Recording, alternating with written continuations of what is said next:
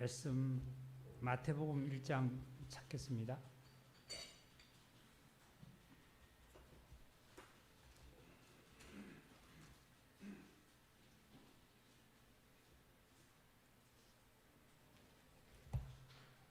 마태복음 1장 1절입니다.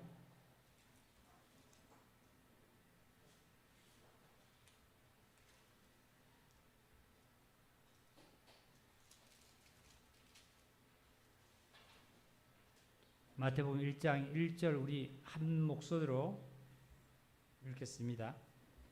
아브라함과 다윗의 자손 예수 그리스도의 계보라 됐습니다. 예, 됐습니다. 구약성경 스가랴서 좀 찾겠습니다. 스가랴서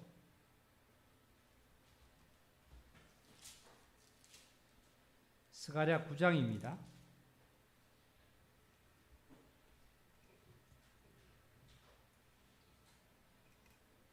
9장 9절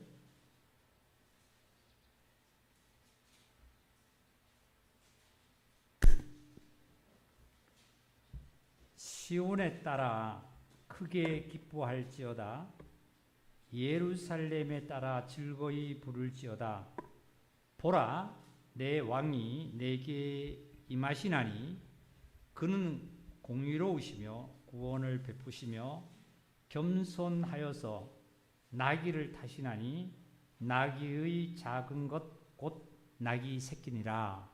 아멘. 우리 찬송가 중에요. 어떤 이런 찬송이 있어요. 내 지은 죄 다 지시고 못 박히셨으니 웬일인가 웬 은혜인가 그 사랑 크셔라. 우리가 사랑을 받은 사람이면 그 사랑을 잊지를 못하지요. 또 이런 가사가 또 있어요. 나 십자가 대할 때에 그 일이 고마워 내 얼굴 감히 못 들고 눈물 흘리도다. 늘 울어도 눈물로서 못 갚을 줄 알아. 몸밖에 드릴 것 없어 이 몸 바칩니다. 아마 이 가사를 작사한 이 아마 성도는 너무나 감사함이 있어서 무엇으로도 정말 드릴 게 없어서 들어서 하나님의 사랑을 예수님의 사랑을 갚겠습니까? 그래서 아마 자기 온 몸을 온 삶을 다 들여서 하나님께 감사를 드린다 이런 어떤 간증이 같아요. 그래서 오늘 말씀을 우리가 두 군데를 찾아서 읽었는데요. 마태복음 1장 1절을 아브라함과 다윗의 자손, 그 다음에 예수 그리스도의 계보다 세계다 이런 말씀하고 구약에 보면은 스가랴에서 있는 말씀 중에 이제 예수님께서 앞으로 메시아가 나귀를 타는데 나귀 새끼를 타고 예루살렘에 입성을 했지요. 그 입성할 때 많은 사람들이 백성들이 겉옷을 벗어다가 그 나귀가 가는 길에 깔고 종려나무를 꺾어서 호산나 그 찬송을 하면서 기뻐했습니다. 근데 막상 예수님이 예루살렘에 그 나귀를 타고 입성을 한 이후에는 그 성이 예루살렘 성이 소동하는 이런 또한 그 일들이 있었습니다. 이 마태복음은 마태가 이 2000년 약 2000년 전에 기록하기를 예수님을 아마 왕을 묘사해서 아마 기록한 것 같아요. 왕 쪽의 묘사를 해서 기록한 것 같습니다. 그러다 보니까 스가랴서 말씀 중에도 보니까 앞으로 그 메시아가 나귀를 타고 입성한다 이런 말씀을 우리가 읽었습니다. 그래서 이 마태복음 왕의 묘사다 보니까 여기서 1절을 보니까 마태복음 1절에 아브라함과 다윗의 자손 예수 그리스도의 세계다 계보다 이 계자는 실끝 개자를 씁니다. 실끝개. 그러니까 끝이다는 그 계보 개자를 써요. 그러니까 세자는 인간 세자를 쓰는데요. 세자는 인간 세자를 써서 개자는 이 개자를 씁니다. 이렇게 써도 되고요. 그러니까 계보다 하는 것은 예수 그리스도에 관해서 쭉 나온 거예요. 그러니까 신약 성경 말라기가 지나면서부터 예수님 신약이 이제 마태복음이 시작되면서부터 예수 그리스도에 관해서 쭉 계보를 쉽게 얘기하면 열어놓은 거예요. 그래서 여기 보면 아브라함이 누구를 낳고 누가 누구를 낳고 누가 누구를 낳고 계속 나옵니다. 그래서 예수님께서 이 계보를 쭉 마태가 기록하기를, 마태는 예수님이 제자지요. 제자인데 이 제자가 예수님이 그리스도라는 것을 확실히 깨닫고 그리스도께서 인자의 예수님의 몸을 쓰고, 그러니까 인간의 몸을 쓰고 변형돼서 몸을 쓰고 실제로 나타나신 사실을 이제 왕으로 묘사를 한 거예요. 왕으로. 여기 보면은 자, 마태복음 1장으로 갑니다. 말씀을 따라오셔야 됩니다.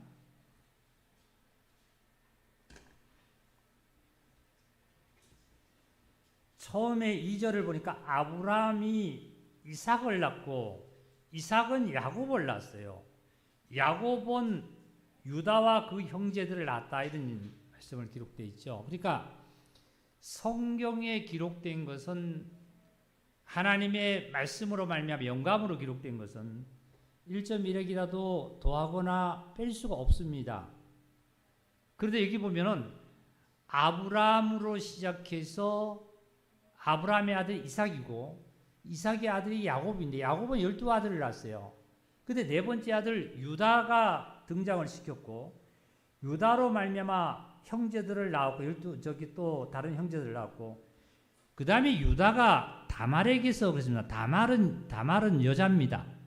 근데 유다의 며느리예요, 며느리. 며느리라는 다말에게서 베레스와 세라를 낳고, 베레스는 헤스론을 낳고 헤스론은 람을 낳고, 전부 남자입니다. 람은 아비나담을 낳고 아비나담은 나손을 낳고 나손은 살몬을 낳고 살몬은 라합에게서 보아스를 낳았다. 즉 보세요. 다말이 낳았다는 말씀이 아니고 보아스가 낳았다는 라합이 낳았다는 얘기가 아니고 누가 낳느냐 하면 유다가 낳는데 유다가 누구를 통해서 낳냐면 다말을 통해서 낳고, 그 다음에 살몬은 라합이 보아스를 낳은 것이 아니라 보아스가 라합을 통해서 보아스를 낳았고, 보아스는 룻에게서 오벳을 낳고 오벳은 이세를 낳았다. 보아스는 또 누구에게서 룻에게서 누구를 낳냐면 이세를 낳고 오벳을 낳고 오벳은 이세를 낳았다. 이세는 다윗을 낳았다. 이 말씀이 아브라함이 누구를 낳았다 그러냐면은 우리는 엄마가 나를 낳았다고 그럽니다. 엄마가 나를 낳았다고 그러는데 성경에 기록되기는 반대적으로 아버지가 남자가 나를 낳았다는 거예요. 남자가. 아브라함이 이삭을 낳고 이삭이 야곱을 낳았다고 기록되어 있어요. 그러면 이 성경이 오류냐 하면 오류가 아니에요. 다시 말씀드리면 우리의 인위적인 생각과 지식과 세상의 것으로는 하나님의 말씀을 감히 이해와 오묘한 것을 풀 수가 없다고 말씀하셨어요. 내가 하나님께 예배드리고 하나님 말씀을 들을 때도 인간적인 차원에서 하나님 말씀을 들으면 전혀 하나님과의 딴 세계를 놀고 있는 거예요. 자기 나름대로의 어떤 세계관을 갖고 있는 거지 하나님과는 다른 겁니다. 우리는 엄마가 나를 낳았다고 합니다. 근데 여기는 요즘은 또 우리 한국에서도 아버지 날 낳으시고 어머니 날 기르시고 이런 표현도 많이 하더라고요. 여기 보니까 전부 다 아브라함이 다윗의 자손 예수 그리스도가 아브라함이 이삭을 낳고 이런 말씀이 나와 있죠. 그런데 여인이 등장을 하는데 4명이 등장을 합니다. 성경에 보니까. 여기 여인이 4명이 등장해요. 어디에 등장하냐면 예수님의 계보에 등장을 시키는 거예요. 여인을 4명을 등장을 시키는데 이 4명은 본래부터 구약 성경에 여인들을 성경에다가 인물에 기록을 하는 적이 없고 숫자에도 또한 치지를 않았었습니다. 그런데 이 여인을 4명을 다 보면은 이방인이고 또한 죄인들이에요.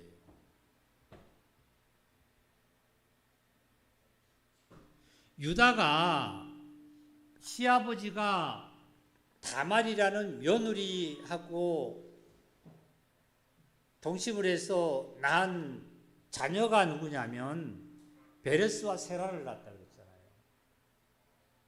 이게 인간적인 윤리와 도덕으로 맞겠냐고요. 공자 사상과 세상의 어떠한 종교 사상으로 맞지 않는 거예요. 그런데 이 계보가 어떤 계보에 들었냐면 예수님의 계보에 든 거예요. 예수님.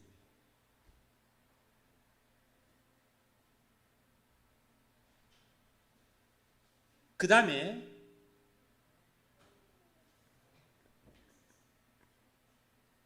5절을 보니까 이렇게 돼 있죠. 살몬은 라합에게서 보아스를 낳고 그랬어요. 살몬은 라합은 어디냐면은 그 기생이잖아요. 그죠? 기생이에요. 여리고 땅의 그 기생입니다. 기생. 아주 부정하지요. 기생에게서 누구를 하냐면 보아스를 낳고, 보아스는 또한 룻에게서 누구를 낳냐면 오벳을 낳았어요. 오벳을. 그죠? 오벳을 낳고 오벳은 이세를 낳죠. 룻은 누구냐면 모압 땅에, 이방 땅의 여인입니다. 여인. 이방인들은 또 하나님의 계보에 들을 수도 없는데, 자 보세요.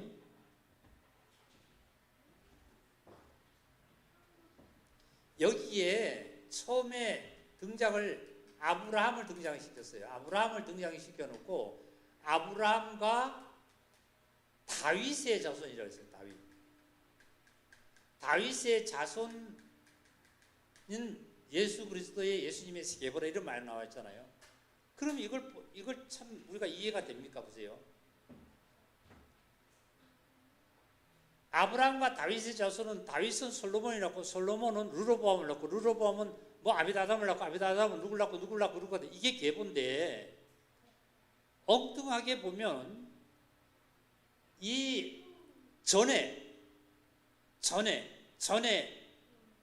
야곱의 아들 중에 유다에게서부터 며느리 다말에게서 낳기 시작을 했고 이방이 인 기생과 모압 여인의 이방인가 에서부터 룻에서부터 낳는 것이 누구의 계보냐면 예수님의 계보. 네, 목사 계보를 볼게요. 목사 계보를 따지면은 성이 박이거든요. 그 아버지가 박씨예요. 또 따지고 하니까 보면 박혁거세라 그러더라고요. 박혁거세에 또 따지고 하니까 계보가 시초가 누구냐면 시조가 누구냐 하면 알이래요. 알. 어떤 알인지 모르지만 알 속에서 태어나가지고 이렇게 계보가 됐대요. 이게 진리 같아요? 거짓이 같아요? 거짓이잖아요. 이게 진리가 아니잖아요.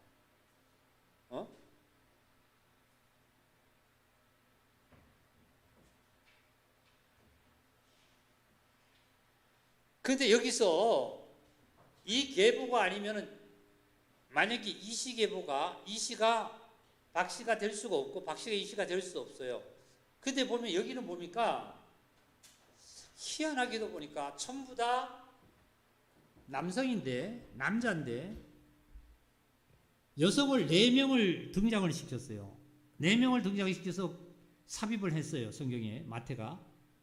삽입을 했는데 보니까 이 4명의 여인 중에서도 전부 다 죄인이고 이방인 여인들이에요. 정말 착하고 온전한 여인이면 몰라요. 또 4명 중에 1명은 누구냐면 7절을 볼게요. 6절입니다. 이새는 다윗 왕을 낳으니라. 다윗은 우리아의 아내에게서 누굴 낳았어요? 솔로몬을 낳았어요.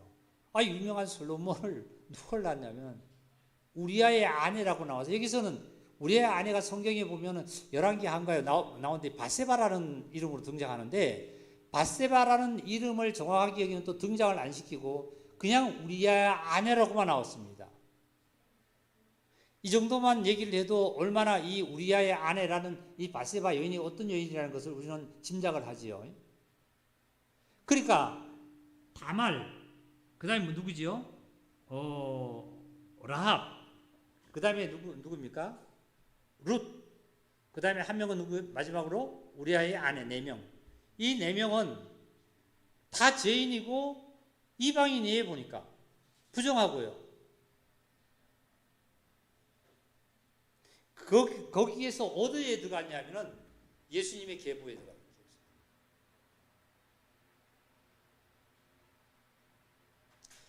이제 좀 제가 그 설교를 이렇게 하면서 좀 설교 방향을 좀 바꿔야 되겠다 하는 생각을 좀 많이 갖는 게 뭐냐면, 정말 우리 형제자매님들이 믿음으로 말미암아 행함의 삶을 나올 수 있도록 중심의 근본을 정말 바꿔나가는 우리의 삶이 되게 되겠다는 것을 많이 기도 가운데 생각이 됐어요. 우리는 종교인이 아니라는 것은 말로만 아니라 정말 생활이라는 것을 갖기 위해서는 우리의 신앙생활이 어떻게 바뀌어야 된다는 것은 깊이 좀 많이 기도가 됐고 정말 고심이 됐었습니다. 그러다 보니까 어떤 것을 제가 깊이 깨달았는 것을 그냥 막 일방적으로 선포한다는 것도 중요하지만, 그게 과연 우리들의 삶 속에서 듣고 수십 년이 지났는데도, 몇 년이 지났는데도 나타나는 삶의 행동과 모든 하나님 앞에 모든 것이 나타나는 삶을 보면 그게 결과가 맺혀지지 않는 것을 봅니다. 100%의 결과를 나오라는 것은 하나님이 원치 않겠지만, 아직도는 우리에게 바라지 않겠지만 30%의 결과는 열매가 나와야 되잖아요.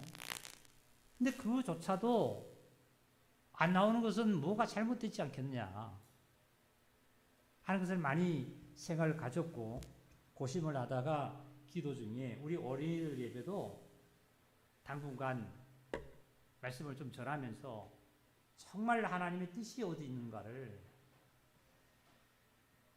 그날까지 하나님이 나를 두는 그날까지, 하나님께서 우리를 이끌어가는 그날까지 정말 한 영혼에도 제대로 예수가 누군지, 하나님이 누구신지, 나가 누군지를, 하나님과 나와의 관계가 어떤 관계라든지, 어떤 그리스도인의 삶은 어떤 거라든지 정확하게 생명이 증거되지 않는다면 안 되겠다는 사실. 어제는 제가 그런 교제 가운데 그런 교제를 했습니다. 아무리 좋은 말을 막 전한다 할지라도 근본에 생명의 뿌리가 없다라면 무슨 소용이 있겠냐. 그렇다면 많은 사람들이 자기와 다르면 이단이라고 한다. 근데 자기가 행하는 일은 옳다고만 생각한다. 그런데 자기가 행하는 일을 옳다고 생각하는 것은 뭐냐면 성경에 있는 말씀대로, 성령이 역사하는 말씀에 기록된 대로 정확하게 증거를 하는 것이 아니라 성경에 없는 것도 더하고 있는 것도 빼고 나서 자기 나름대로 풀이하면서 그러지 않으면 천국 못 간다, 간다, 뭐 심지어 코로나 백신 맞으면 천국 못 간다. 맞으면 안 된다. 이렇게 증거한다는 그러한 얘기도 들어가면서 교제를 하면서 과연 진리가 과연 어디에 있겠냐 말이죠. 진리는.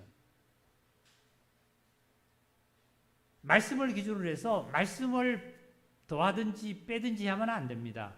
말씀이 사실로 나타나서 사실로 우리에게 역사에 대해서 사실로 말씀 속으로 이루어지지 않으면은 이 말씀을 가지고도 충분히 이 성경 66권에 있는 말씀 가지고도 충분히 우리가 구원받고 천국 가고 하나님으로부터 상급받고 하나님으로부터 복을 받는 일에는 조금 더 부족함이 없고 조금 더 여기에 못한 거 없습니다.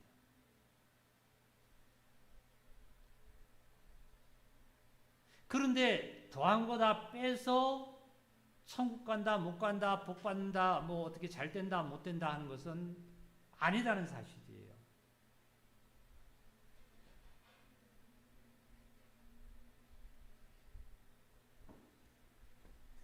여기 말씀 중에도 봅니까? 예수님의 계보의 중에는 부정한 여인과 이방의 여인이 성경에 기록돼서 누구의 계보에 들어갔냐면은 예수님의 계보에다가 기록을 해놨다고 얘기해요. 삽입을 해서 기록을 해놨다는 거예요. 만일에 부정한 여인이 예수님에게 와서 병 고침을 받았다, 제사함을 받았다, 구원을 받았다라면 우리는 저와 여러분은 이해가 가지만 율법이나 아니면은 종교적이나 제사장의 전통적인 그러한 아리킴에 보면은 여인과 이방인은 죄인은 여기에 성경에 기록될 수 없는 거 아니에요. 예수님의 계보에는 들어갈 수 없어야 되잖아요.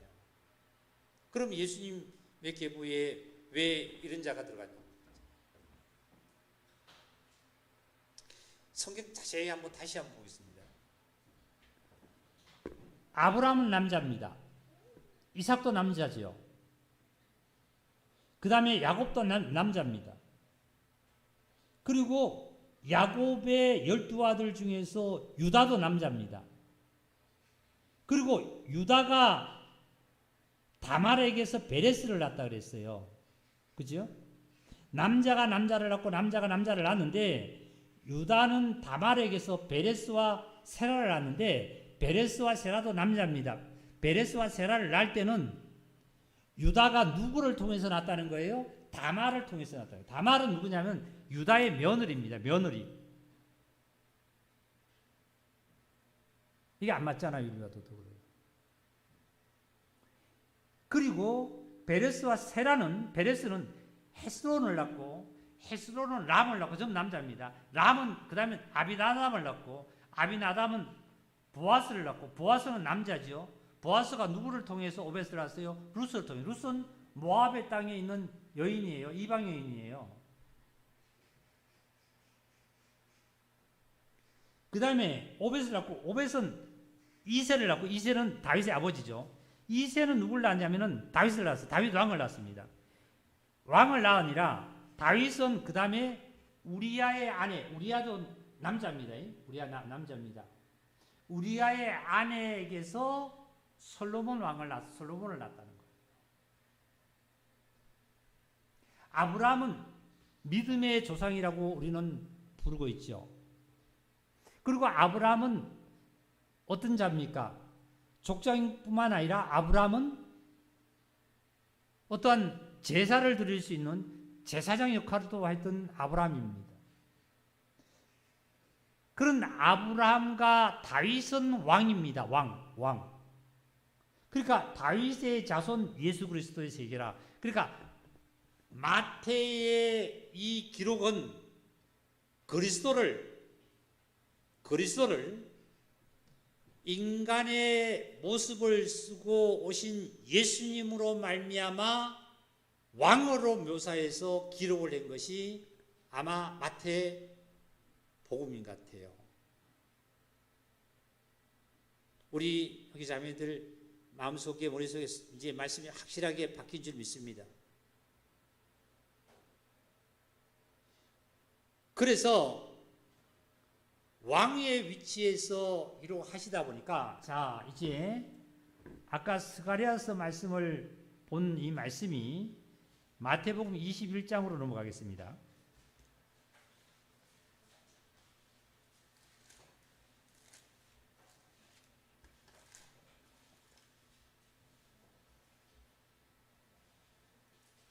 마태복음 21장 1절입니다. 그들이 예루살렘에 가까이 가서 감람산 베바게에 이르렀을 때에 예수께서 두 제자를 보내시며 이르시되 너희는 맞은편 마을로 가라. 그리하면 곧 매인 나귀와 나귀 새끼가 함께 있는 것을 보리니 풀어 내게로 끌고 오라. 만일 누가 무슨 말을 하거든 주가 쓰시겠다 하라. 그리하면 즉시 보내리라 하시니 이는 선지자를 통하여 하신 말씀을 이루려 하려 하심이라. 선지자가 누구냐면 아까 스가랴 선지자를 통해서 나귀를 타고 예루살렘에 입성하는 그것이 예수님께서 지금 이 나귀를 타고 예루살렘에 입성하는 것이 성취하는 말씀입니다. 다 같이 이게 다 저기 마음에 믿어지시죠? 아멘? 좀 반응을 좀 열심히 보이시기 바랍니다. 5절입니다. 시온의 딸에서 이르기를 왕이 내게 임하나니 그는 겸손하여 낙이 곧 멍에 매는 짐승의 새끼를 타도다 하라 하셨느니라. 제자들이 가서 예수께서 명하신 대로 하여 나귀와 나귀 새끼를 끌고 와서 자기들의 겉옷을 그 위에 얹음에 예수께서 그 위에 타시니 무리의 대다수는 그들의 겉옷을 길에 펴고 다른 이들은 나무가지를 베어 길에 펴고 앞에서 가고 뒤에서 따르니 무리가 소리 높여 이르되 호산나 다윗의 자손이여 찬송하리로다. 주의 이름으로 오시는 이여 가장 높은 곳에서 호산나 하더라. 이때 많은 무리들이 예수님께서 나귀 새끼를 타고 예루살렘으로 입성을 하는 거예요. 입성을. 시온에 따라 예루살렘에 따라 나귀 새끼를 타고 입성을 할 때 이제 사람들이 겉옷을 이제 벗어서 그 길에다 깔고 말이죠.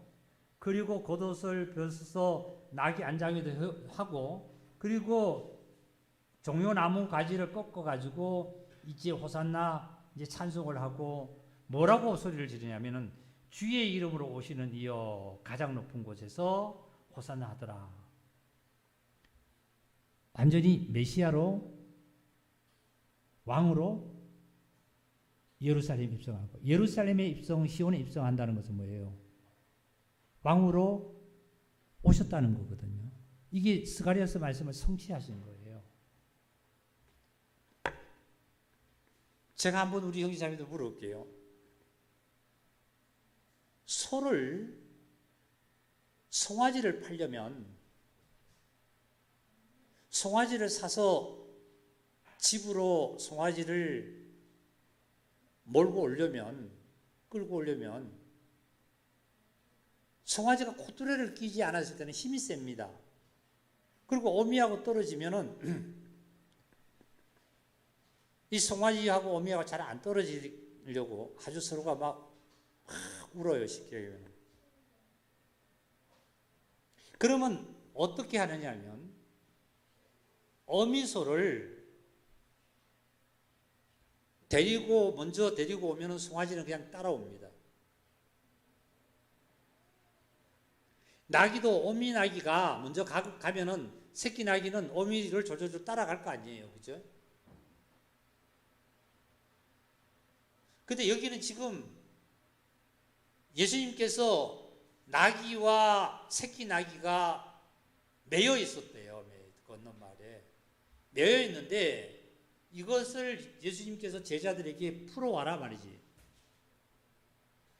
주인이 만약에 묻거들랑 주가 쓰시겠다고 해라. 그럼 나귀와 나귀 새끼는 주인이 누구라는 거예요? 진짜 주인은 주가 쓰시겠다고 하니까 진짜 주인은 예수님인 거예요. 그랬더니 정말로 건너편에 가서 보니까 나귀와 나귀 새끼가 매여 있는 것을 보고 풀어가서 하니까 주가 쓰시겠다 그러고 풀어가니까 풀어가라 말이지.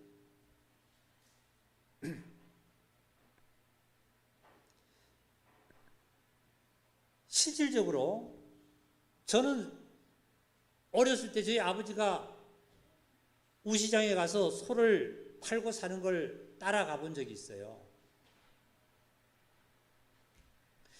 송아지를 사면은요, 송아지하고 어미소가 안 떨어지려고요, 뻗뛰깁니다. 서로가 돌아보면서 울어요. 그러니까 못 몰고 오는 거예요. 그 산을 넘어가지고, 고개를 넘어가지고, 20리를 걸어서 산을 넘어오려면 저 오솔길로 그게 따라옵니까? 안 따라오죠. 그리고 못 오는 거예요. 송아지 힘에 붙여서 사람이요.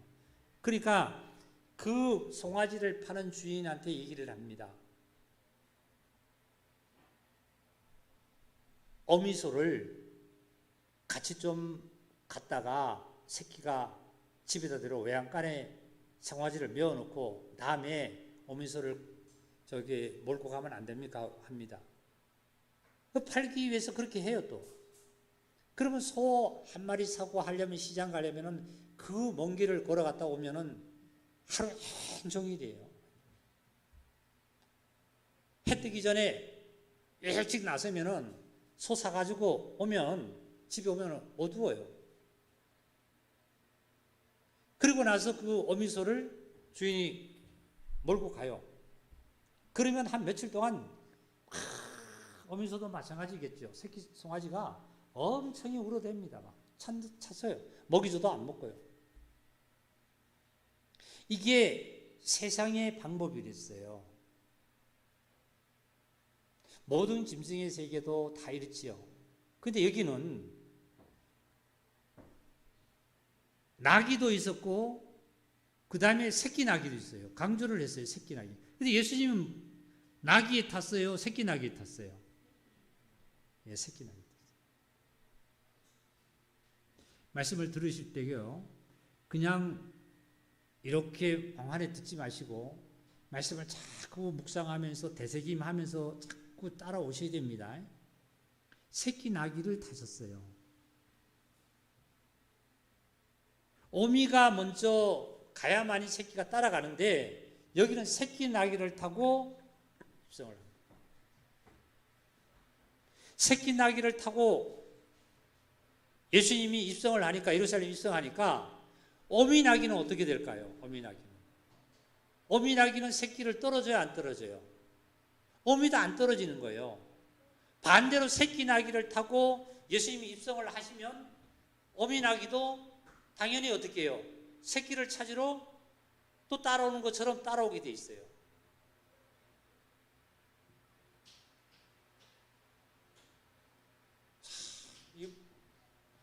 참, 이 성경이 기록된 건 묘하게 기록됐죠. 묘하게. 이게 오류가 아니에요. 오류가. 진리예요.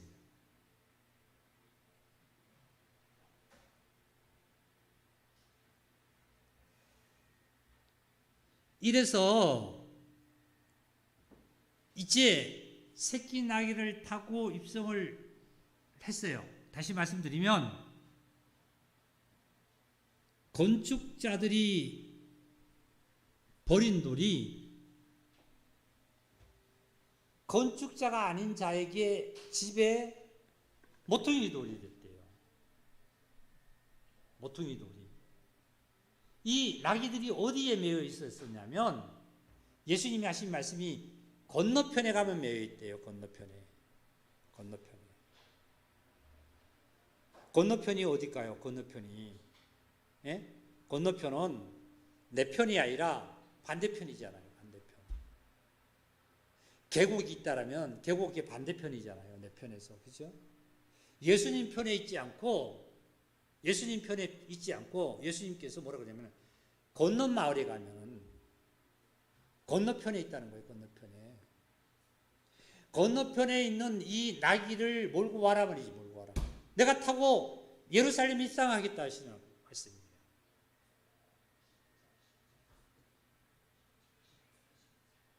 그래서 이 나귀를 몰고 왔을 때 예수님은 새끼 나귀를 타시고 이제 어디로 가셨냐면은 예루살렘 입성한 거예요. 자, 어디를 좀 찾으시냐면 에베소서 3장을 좀 찾겠습니다.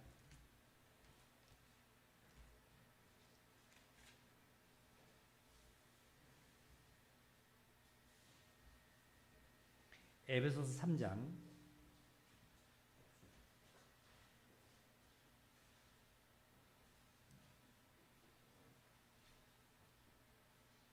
6절을 읽겠습니다. 이는 이방인들이 복음으로 말미암아 그리스도 예수 안에서 함께 상속자가 되고 함께 지체가 되고 함께 약속에 참여하는 자가 됨이라.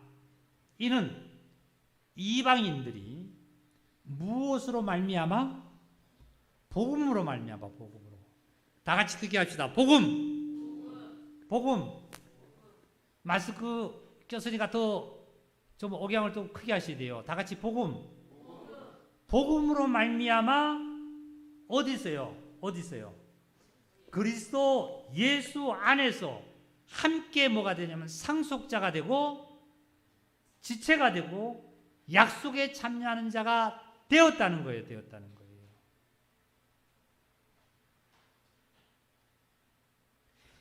그리스도 예수의 계보는 바로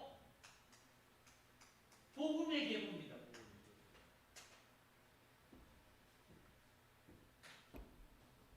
이 복음의 계보는 그리스도 예수의 안에서 함께 약속을 얻고 지체가 되고 상속자가 된 사실은 누가?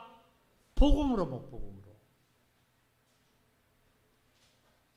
사도 바울은 이것을 이렇게 많이 강조했어요.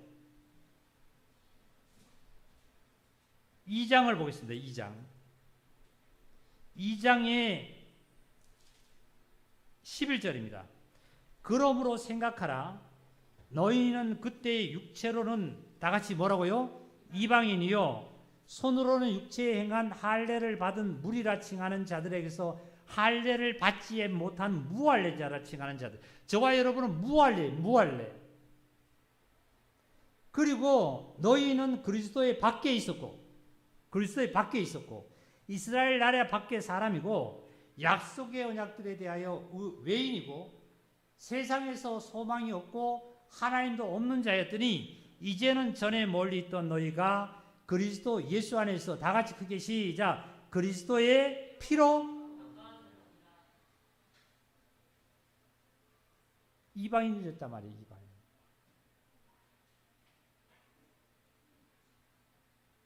하나님도 저와 여러분은 없었고 말이죠. 하나님 앞에 예배도 없었고 그리고 하나님의 율법도 없었고 그런데 하나님께서는 아브라함의 족속 유대인들만 택한 것뿐만 아니라 온 일을 구원하시겠다는 약속이 창세 전에 이미 그리스도 안에서 어떻게 해요? 구속하겠다는 그 약속대로 이루어 가시는 사실을 보게 되잖아요.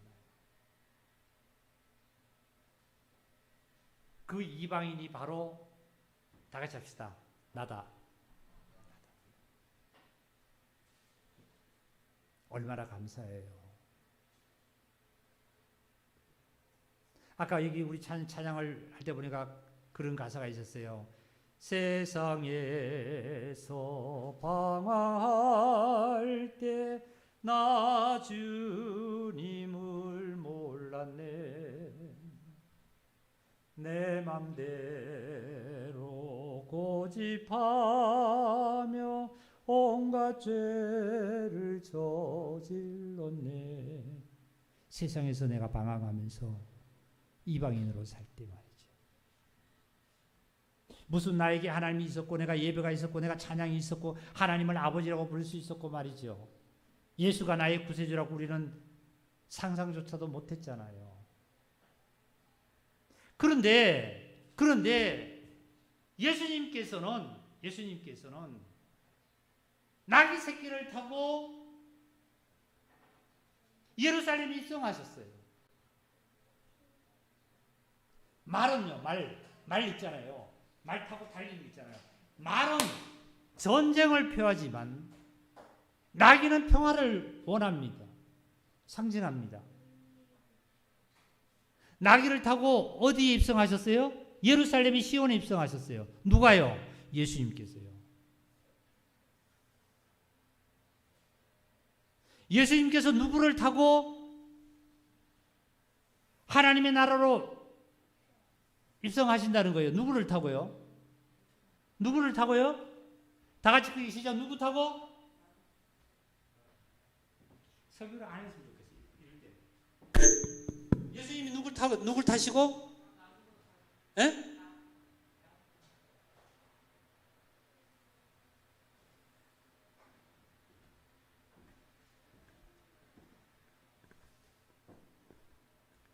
예수님께서 씨 푸른 비유를 참 말씀 많이 하셨어요.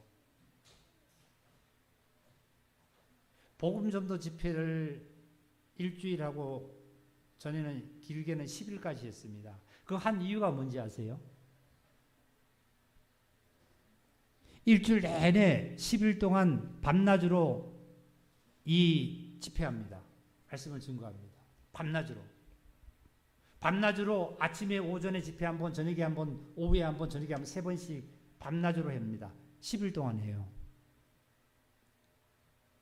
그것도 한 번 설교하면 3시간씩 합니다. 왜 그렇게 할까요? 오늘날 이 기독교인이 자칫하면요, 뭐만 듣느냐면 결과론만 들어요. 결과론만 듣고 아멘 하면 되는 거로 알고 있어요.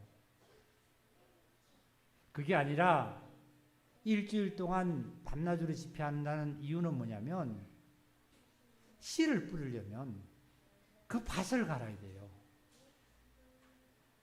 옥토를 만들어야만 합니다. 옥토가 되지 않는 데서 우리는 인간은 무엇만 원하느냐면은 빨리 결론만 원해요. 빨리 결론. 우리가 직장을 다니면 한 달에 봉급을 마지막 30일 날 봉급을 받는다고 생각한다면 우리는 일주일 내내 일하는 가정은 너무 힘들고 지겹다고 생각할 때가 참 많아요. 근데 봉급날 그 한 날을 기다려서 우리는 산다고 합니다. 우리는 결과를 참 좋아합니다. 인간은. 하나님께서 우리에게 결과를 주시기를 원합니다. 결과를 주시기를 원한다면 예수님께서 3년 동안 뭐 할 필요 없었어요. 밭 갈 필요 없었어요. 예수님이 이 땅에 오셔서 그 고난으로 비바람 치는데 농부가 그 일할 필요가 없어요. 가을에 가서 곡식만 걷어들이면 될 걸 말이죠.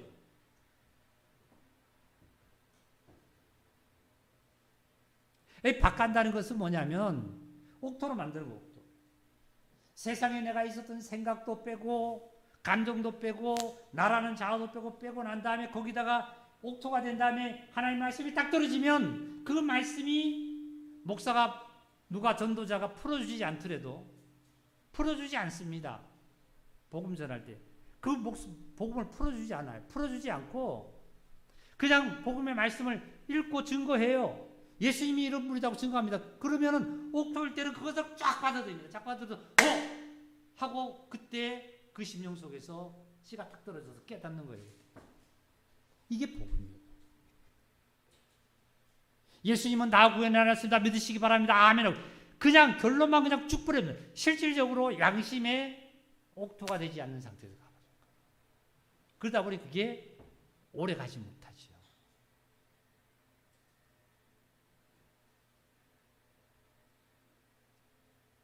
다시 말씀드릴게요. 예수님께서 누구를 탔다고요? 나귀를 탔죠. 예수님께서 누구를 타고 하늘나라에 입성하죠? 누구를 타는 거예요?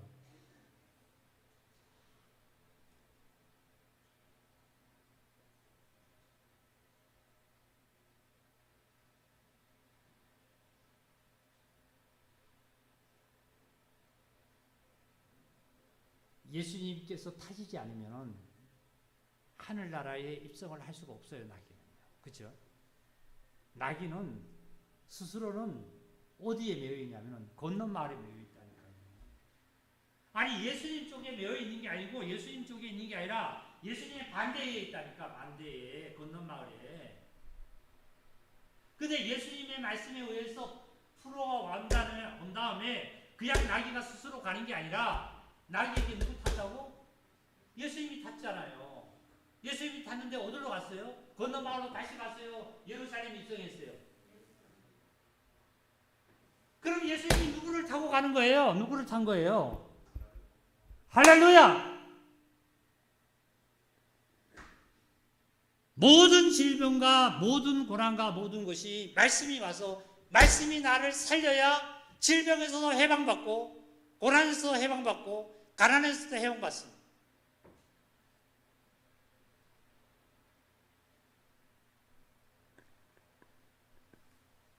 예수님께서 이방인의 여인을 사용했다고 참 말씀하셨죠. 계보에 들어갔다고.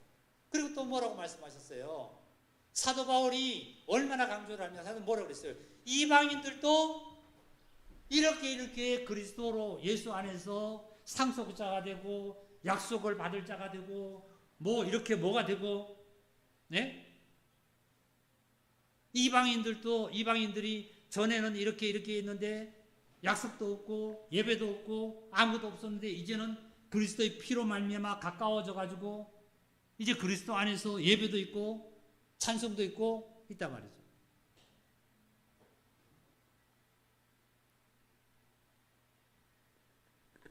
참 말씀을 제가 밭을 많이 갈았잖아요. 건축자들이 버린 돌이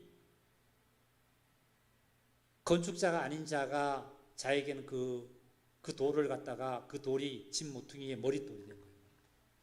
건축을 잘하는 사람이 돌을 갖다가 주춧돌을 삼아서 집을 지어야 되는데 이 주춧돌이 건축자들이 아유 귀찮아 버려. 그러니까 건축자가 아니야. 건축자가 아닌데 이 돌이 이 돌만 있어도 우리 집 짓는데 기초를 삼았으면 좋겠다 하고 내가 갔다가 기초를 삼아서 여기다가 집을 짓다. 건축자들이 버린 돌이 건축자가 아닌 자가 그 돌을 갖다가 기초가 됐어요. 이분이 건축자가 버린 돌은 유대인들이 이스라엘 백성들이 예수님을 영접 안 함으로 말미암아 예수님을 버림으로 말미암아 예수님은 나에게 뭐가 됐어요? 구세주가 되신 거예요. 할렐루야. 구세주가 되신 거예요. 예수님이 누구를 타고 입성을 하고 있다고요? 예루살렘에? 나를 타고. 지금 나를 타고 예수님이 예루살렘으로 지금 입성하고 있는 것을 한번 믿음의 눈으로 한번 바라보시길 바랍니다. 이제 나귀는 나중에 따라 들어오겠죠. 이방인의 수가 하나님의 마음에 하나님의 수에 충만한 수가 딱 맞으면 이제는 끝이 나고 그리고 이제 이스라엘 백성들이 환난 가운데서 구원을 받게 돼 있어요.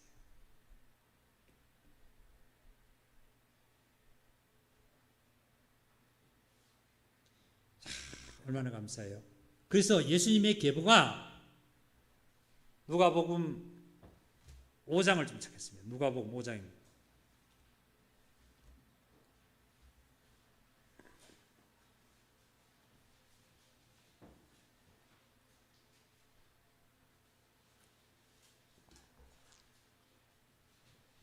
누가복음 5장에 32절을 읽겠습니다. 내가 의인을 부르러 온 것이 아니고 죄인을 불러 회개시키러 왔노라. 예수 그리스도의 세계가 펼쳐지는 것은 어떤 일이 펼쳐지기 시작하냐면 의인을 찾으러 온 것이 아니라 죄인을 불러서 회개시키러 온 것이 바로 예수님의 세계가 펼쳐지고 있는 거예요. 예수님이 일을 하고 계시는 거예요. 지금.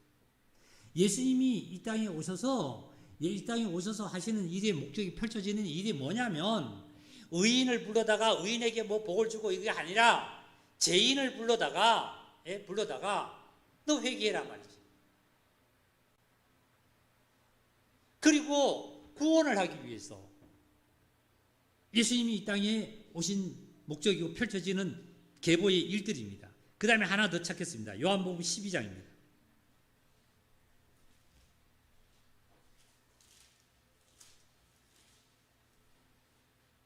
요한복음 12장 44절입니다. 예수께서 외쳐 이르시되 나를 믿는 자는 나를 믿는 것이 아니요 나를 보내신 이를 믿는 것이며 나를 보는 자는 나를 보내신 이를 보는 것이니라. 나는 빛으로 세상에 왔나니 물은 나를 믿는 자로 어둠에 거하지 않게 하려 함이로다. 우리 47절 다 같이 읽겠습니다. 사람이 내 말을 듣고 지키지 아니할지라도 내가 그를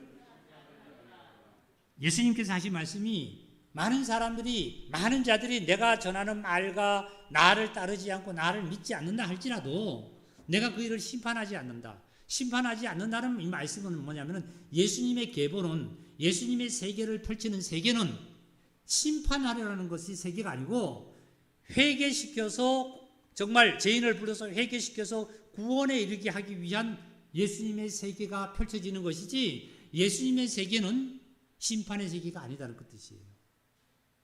다시 읽습니다. 사람들이 예수님의 말을 듣고 지키지 아니할지라도 내가 그를 심판하지 아니하노라. 믿지 않는 사람들에게 가서 예수님 얘기하다 보면 그 사람들이 막 격해서 막 그럴 수도 있죠. 뭐 예수가 어떠니 뭐 그럴 수도 있죠. 그래도 그 사람을 하나님이 심판하지 아니하노라. 지금 예수님은 심판하지 않는다. 왜요? 그 사람도 회개해서 구원받기를 원하는 거예요.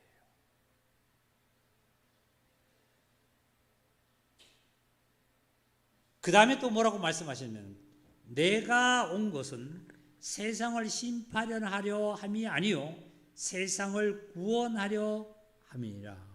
세상을 구원하려 함이라. 이런 말씀이에요. 그래서 사도 바울은 또 뭐라고 강조하셨냐면 보라 지금은 구원에 받을 만할 때고 보라 지금은 뭐라고요? 은혜 받을 만할 때다. 구원의 날이다. 은혜의 날이다. 이런 말씀이에요. 한 사람도 멸망치 않고 다 천국에 이르기를 원한다 그랬죠. 자, 이거 한번 보겠습니다. 예수님께서 초림하셨어요.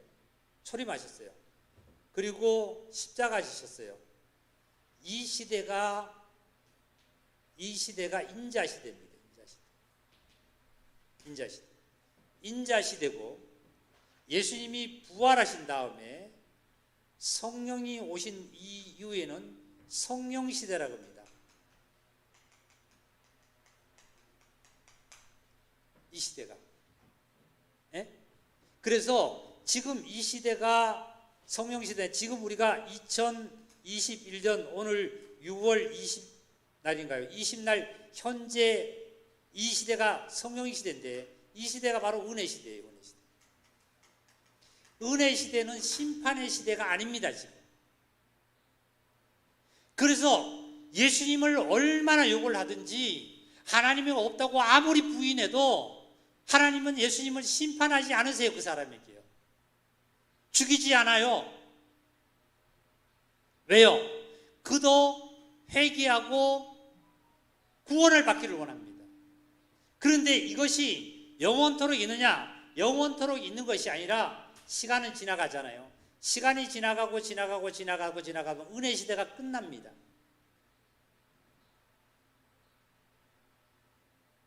은혜 시대가 끝나면 은혜를 받고자 아무리 해도 은혜를 받는 것이 아니라 이때는 이제 은혜 받은 우리는 들림을 받고 그리고 나서 심판의 시간이 오지요. 이제 이때는 심판받는 거예요. 지금 무슨 시대다고요? 다 같이 은혜 시대이기 때문에 심판하지 않는 거예요. 아, 예수님 안 믿고 교회 나오다 예수님 안 믿고 저렇게 살아. 근데 우리가 하는 얘기들은 저러면 안 되는데, 저렇게 살면 하나님 앞에 야단 맞는데, 하나님의 사랑을 정말 놓쳐버리면 안 되는데, 이렇게 우리는 말은 하지만, 그렇다고 해서 교회 오늘 안 나오신다고 해서 세상에 나가서 나쁜 짓 하고 한다고 해서 그 사람은 오늘 하나님 죽이지 않습니다. 그 사람도 세상에서는 돈 잘 벌 수 있고 건강할 수 있고 장수할 수 있어요. 무슨 시대이기 때문에? 은혜 시대. 그러나 하나님의 심판이 거기에 있다는 사실입니다. 그 다음에 마음에 평강이 없다는 거. 이 시대가 착각 다가옵니다. 제가 1년 전에 코로나 때문에요, 마음이 되게 안 좋을 때가 있었어요. 이제 코로나 언제 끝나자고. 어떻게 하지 저거. 어떻게 하지. 근데 시간이 1년이 지나고 지금 이 순간에 와서 많이 지금 백신도 맞고 여러 가지 좋아졌잖아요. 이제 뭐 사적 모임도 뭐 10인까지인가요? 뭐 8인까지가 이제 허용이 되고요.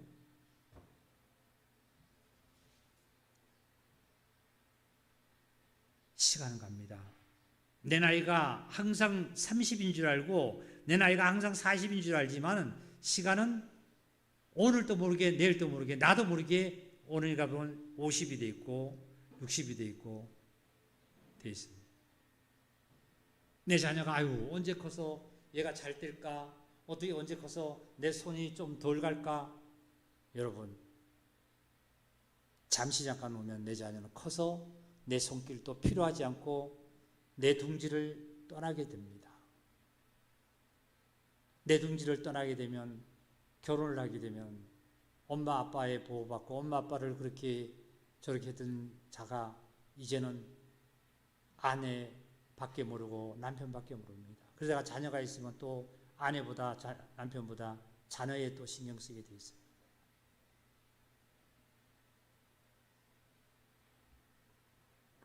그 누구 노래 있잖아요. 세월은 그렇게 흘러, 그치 있죠? 항온에 기우는데. 참 잘하죠 노래. 네? 내 인생이 항상 내 나이에 내 모든 것들이 이 세상에서 천년만년 내가 그렇게 강건해지고 힘있고 정말 세상에서 모든 것이 이루어질 것 같지만 그렇게 세상은 호락호락하지 않잖아요. 우리 어린이 예배 때 하나님의 천사 7명 천사, 6번째 천사가 누구고 또 미가엘 천사 누구고 르시포 천사는 누구고 그 다음에 가브리엘 천사는 누구라는 것을 얘기를 오늘 말씀을 우리 들었습니다.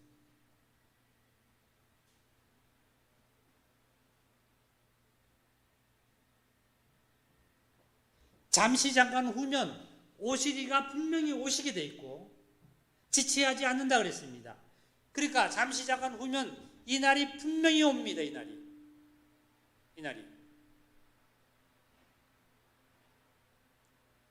이 날이 실질적으로 예를 가상입니다.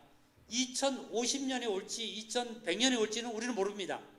그러나 나의 개인적인 거, 나의 개인적인 날은 이 날이 잠시 후에 한 시간 후가 될 수 있고 1년 후가 될 수 있고 오늘 밤이 나에게는 될 수 있습니다.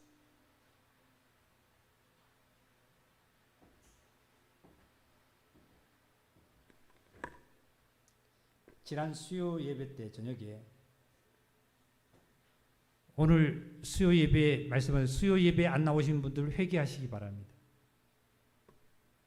수요 예배 때 탕자의 비유를 누가복음 15장에 있는 말씀을 드렸습니다. 탕자가 자기 아버지로부터 분깃을 받아서 이제 먼 나라로 갔어요. 아버지를 떠나가지고 나의 유산을 받아가지고 유산 가지고 바깥에 가 살면 내가 잘 먹고 잘 살고 모든 게 다 좋은 줄 알고 갔습니다. 갔는데 얼마 안 지나서 내가 받은 유산을 다 없애버렸어요. 다 이제 먹어버렸습니다. 없습니다. 이제는. 돼지가 먹는 지엄 열매를 먹고자 했지만 지엄 열매조차도 없어요. 그때 이 탕자가 둘째 아들이 생각하기를 내 아버지 집에는 종도 많고 말이지요. 재물도 많고 말이죠. 얼마나 부자인데 내가 왜 이렇게 줄여서 정말 죽어야만 되느냐? 아니다. 나는 일어나서 아버지 집으로 돌아가면 좋겠다. 생각을 했습니다.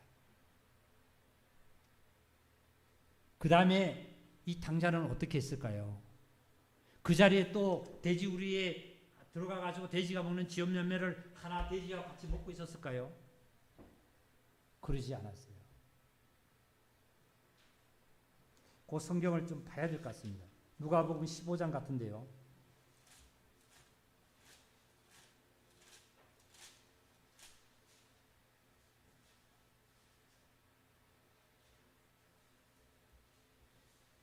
누가복음 15장 맞습니다. 누가복음 15장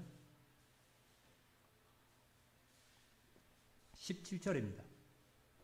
이에 탕자가 이에 스스로 돌이켜 이르되 내 아버지에게는 양식이 풍족한 풍물이 얼마나 많은가. 나는 여기서 줄여 죽는구나. 내가 일어나 아버지께 가서 이르기를 아버지, 내가 하늘과 아버지께 죄를 지었사오니 지금부터는 아버지의 아들이라 일컬음을 감당하지 못하겠나이다. 나를 품구로 하나로 보소서 하리라 하고, 다같이 20절 시작.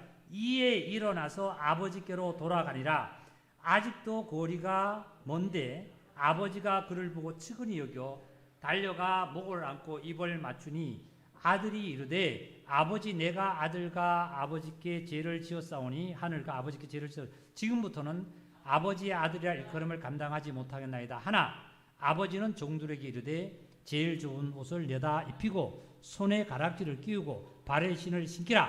그리고 살찐 송아지를 끌어다가 잡으라. 우리가 먹고 즐기자. 여기서 우리에게 가리키는 말씀은 이 탕자의 비유가, 둘째 아들의 비유가,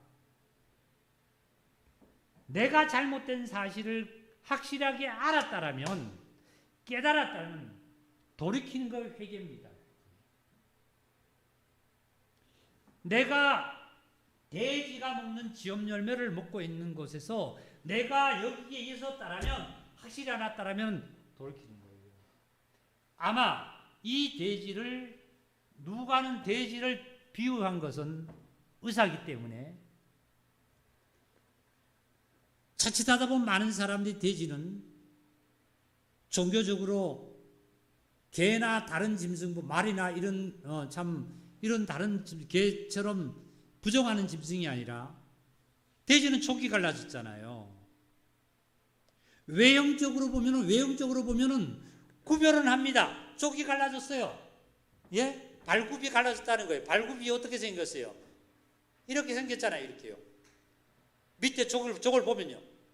이쪽 6이고요. 이쪽 0이고, 0과 6이 갈라졌어요. 예? 진흙을 밟으면은 진흙이 여기 위에 올라오잖아요. 이쪽하고 건너갈 수 없이 갈라져 있어요. 외형적으로 보면은 교회를 다니고 믿음 생활도 하고 구원을 받았고 다 잘하는데 뭐냐면은, 돼지는 뭐 못해요? 되새김을 못하잖아요.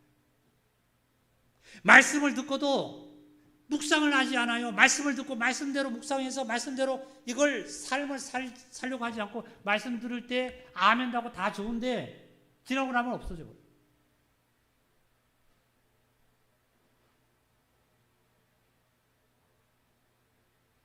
그러니까 여기 돼지를 비유한 거예요. 그러니까 이 탕자가 보세요. 18절에 보면 줄여 죽음으로 하고 내가 일어나 아버지께로 가서 이르기를 아버지의 내가 하늘과 하늘 죄를 지었사옵니다 하고 어디로 갔냐면은 20절에 보니까 이에 일어나서 아버지께로 돌아가리라. 이게 결정타입니다. 결정타. 이게 회개예요. 회개. 아무리 우리가 말씀을 들을 때 어떨 때 좋습니다. 맞아. 난 그렇게 살아서 그렇게 살면 안 되는데 나 이제 이제 이렇게 살아야 되는데 한다 할지라도 실제로 행동으로 그걸 옮겨지지 않으면은 그렇게 살아야 되는 하는 문제가 다음 시간에 또 되면 그것이 물음표로 따이게 또 와요. 그 제 경험이거든요. 새벽에 나와서 기도할 때 하나님 오늘은 내가 코로나뿐만 아니라 어떤 것이 있어도 내가 오늘 노바주로 나가더라. 그런데 아침 먹고 이렇게 하다 보면 노방주도 어디 나가고 이렇게면 요즘 사람들이 좀 그러니까 아우 요즘 또 전도하기도 그래.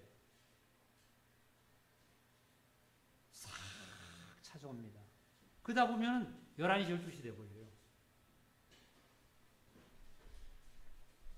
그 다음에 와서 또 기도하면 그것이 또 물음 속에 풀어지지 않았기 때문에 문제가 싹 남아서 또 문제돼요. 내가 하나님 앞에 온전히 드리지 못하는 모든 것들도 평생에도 그 문제가 항상 떨어지지 않고 있습니다. 그 문제로 말미암아 결국은 이 시대는 뭐예요? 나에게 회개할 기회와 은혜 받을 기회를 이 시대에 주어지는 거예요.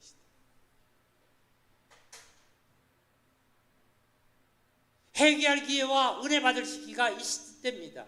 이때 지나면 회개할 기회도 없고 은혜 받을 기회도 없습니다. 내가 지금 죽을 병에 걸려서 병원에 누워 있다라면 내가 한번 교회를 나와서 예배 못 드린다면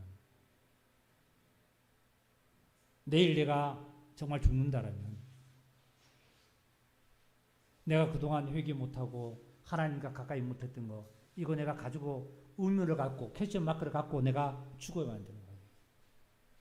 사랑하는 형제자매님들 하나님의 말씀을 헛되이 듣지 마시고 우리는 이 탕자의 비유처럼 가장 극적인 것은 뭐냐면 일어나서 행동으로 옮겨질 때 이제 아버지는 어떤 일들이 있었냐면 내가 너 재물을 10억을 너 재산을 줬지 않냐? 너 10억 다 썼지? 너 어떻게 됐어? 너 10억 가져오기 전에는 집에 들어오지 마. 아버지 그러지 않았어요. 너 탕진을 했든지 안 했든지 그거 전혀 묻지 않았습니다. 돌아오기만. 나간 자식 돌아오기만. 어떻게 해요? 밤새 기다리신다고. 부모는 그런 심정이에요. 부모는 자녀를 키워본 우리 부모들은 다 알잖아요.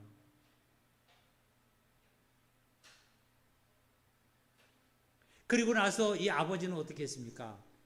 아들이 갖고 있던 재산, 다 당기고 있는 재산이 없으니까 아들 재산 가지고 잔치를 벌이지 않았어요. 서로 아버지의 금가락지로, 아버지의 옷으로, 아버지의 재산으로, 아버지의 것으로 그 둘째 아들에게 끼우고 입히고 신발 신기고 잔치를 벌여서 엄청나게 아들에게 축복했단 말이죠. 누구든지 하나님의 집에 들어오기만 하면, 아버지 집에 교회에 오기만 하면 내 재산이 아니라 아버지 재산, 아버지 재산. 아버지 재산이 뭐예요? 아버지 재산이 사랑이고 은혜잖아요. 지금 사랑이고 은혜잖아요. 아버지 재산이. 맞아요? 다 같이 아멘 되신 분 아멘. 아버지 재산이 뭐예요? 은혜와 사랑이요. 아버지 재산이니까 아버지 자꾸 우리가 현실적으로 눈에 보이는 돈으로 생각하지 마시고 아버지의 재산이 은혜와 사랑이요. 사랑. 이 재산을 우리에게 풍성히 내려준다 말이죠. 아들이 생선을 달란 뱀을 줄 자가 있겠냐고 말씀했어요. 근데 예수님께서 뭐라고 하셨나? 하나님께서는, 천부께서는 너가 생선을 구해도, 너가 떡을 구해도 떡보다도 생선보다도 더 좋은 건 너에게 주겠다. 예수님께서 구하는 자에게 뭘 주겠다고요? 떡을 구하니까 떡만 준다고요? 생선을 달라니까 생선만 준다고요? 아니고 뭘 주신다 그랬어요? 예수님은? 아니 떡을 구하는 자에게 돌을 주지 않고 떡을 준다 그랬죠? 근데 예수님은 떡을 구하는 자에게 뭘 준다고요? 더 하나님께서는 다 같이 합시다. 더 좋은 것. 더 좋은 것을 너에게 주리라. 떡보다도 더 좋은 것을 주리라 말이지.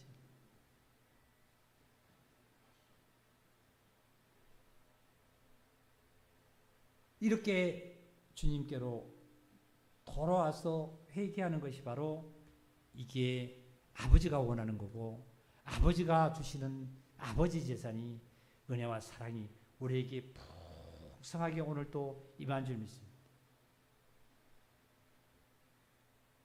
얼마나 감사해요.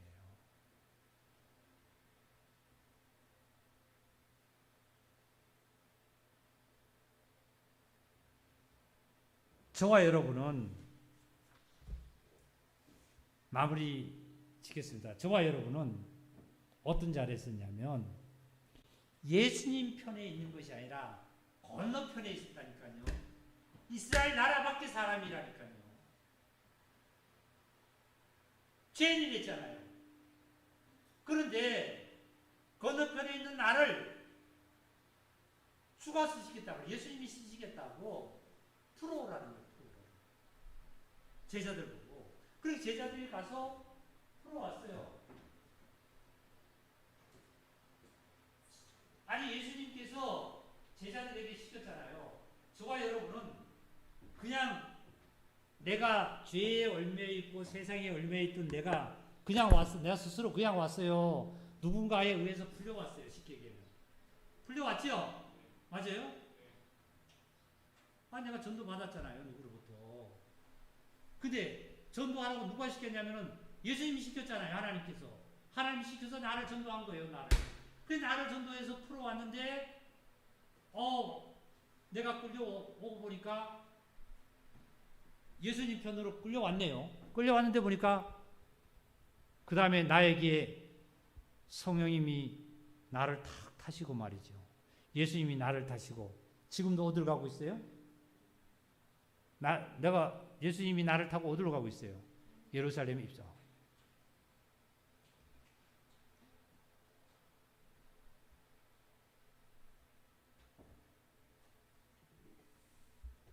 다윗의 왕인 다윗은 왕으로 칭함을 받았지 않습니까? 하나님의 마음이 맞았어요. 그러니까 다윗의 후손은 예수님입니다. 저희의 나의 왕은 예수님이세요. 왕의 어명을 안 들으면 안 되잖아요. 내 여인이 등장을 시킨 이 역사를 보더라도 나 같은 이방인, 나 같은 죄인, 나같이 정말로 누구보다도 정말 죄 많고 이러한 자를 구원하시기 위해서 주님은 이미 어떻게 해요? 당신의 계보에 하기 위해서 위에서부터 나에게 하기 위해서 이방의 계집을 부정한 계집을 통해서 그러면 이 이방의 여인의 계집뿐만 아니라 유대인의 이스라엘 백성의 여인에게서도 히브리족의 여인으로부터 나머지는 다 아들을 낳습니다. 그러면 히브리족뿐만 아니라 헬라족뿐만 아니라 모든 인류는 예수 그리스도로 말미암아 다 구원을 하나님께서 성취하시겠다는 약속이에요. 이 비밀이 크다고 말씀하셨습니다.